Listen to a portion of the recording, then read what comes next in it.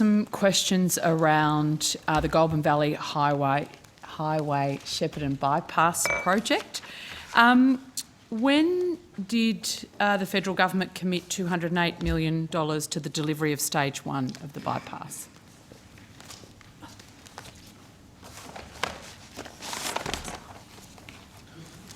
So it was the 1920 budget. 1920 budget, thank you. And was that funding contingent on the receipt of a business case from the Victorian State Labor Government?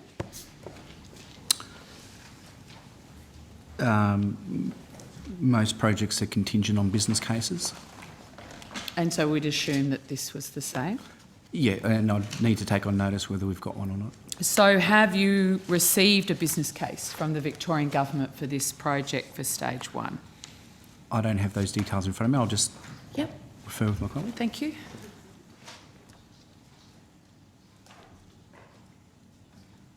We've got a development PPR that we've received from Victoria. Right. Have they put some money towards that in that PPR? Have they got put a dollar figure on their contribution? Our expectation is that they would contribute $52 million. 52? Yep. And from your discussions with the state government, are you confident that that would be in their upcoming state budget? We're at the moment working through the schedules with Victoria. Every budget we send them a schedule and seek their agreement to all the projects on the schedules. So are you getting smiley faces on your Zoom meetings with them, or it's difficult, vacant stares? It's difficult for officials to commit a government, so we're waiting on their response to the schedule. Okay. But it's proceeding as you would normally proceed. Yeah, certainly on at this stage. Certainly on the project, they've undertaken significant planning and environmental requirements. Right. And we're still anticipating construction would start early 2022. Still anticipating to be starting in, sorry, 2022. 2022. All right. So the Shepparton Mayor is also expecting the business case to be released and funding allocated in the October state budget. Do you know when that will be occurring? No, I don't know when they're handing down their budget, but No. most of the states generally follow the Commonwealth fairly closely. Yeah. So, all right, we'll keep our eyes peeled. I just want to go back. I've just got a couple of other questions for the Murray Basin Rail project. It's my understanding that iron that was stamped 1912 was actually laid as part of this project. Is that the case? we've certainly heard reports to that effect. So we're putting down iron that's over 100 years old in a project I think the that may have 21st been, century. that may have been one of the delivery issues. I think it might have been, Mr Smith. It's quite incredible. In all the projects that we manage right across the country or are a partner with states to implement, have you ever heard of...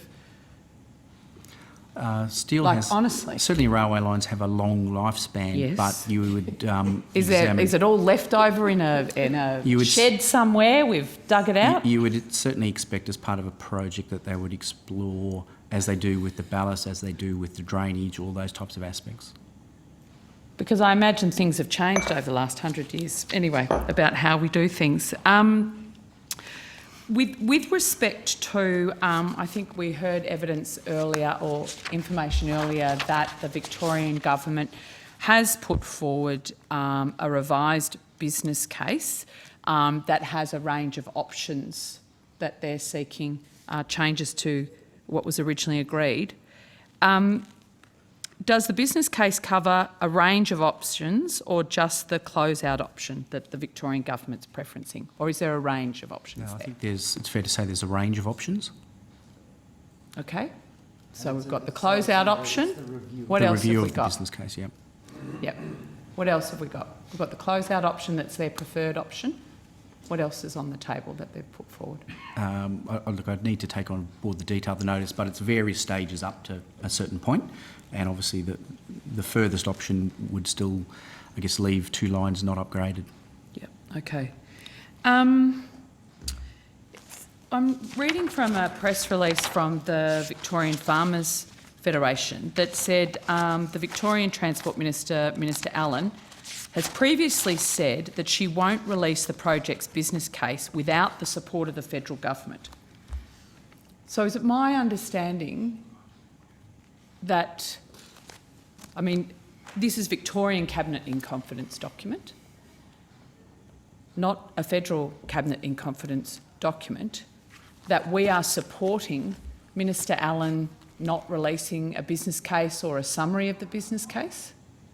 I mean, I can't speak for the ministers, but as I alluded to before, as I stated before, release of business case is a matter for government. It is, but the way the Victorian Labor Minister is framing her conversation with Victorians around this project is she can't release the business case without the support of the federal government.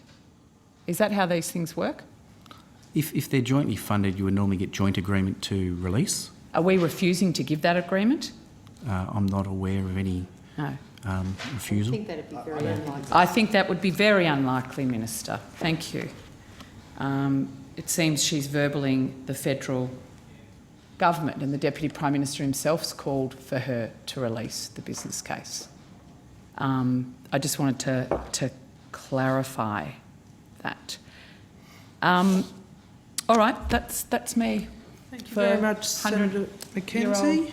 Rail line. Senator Rennick. On how much money the Commonwealth Government has put on the table to the Queensland Government for infrastructure spending over the last 1-2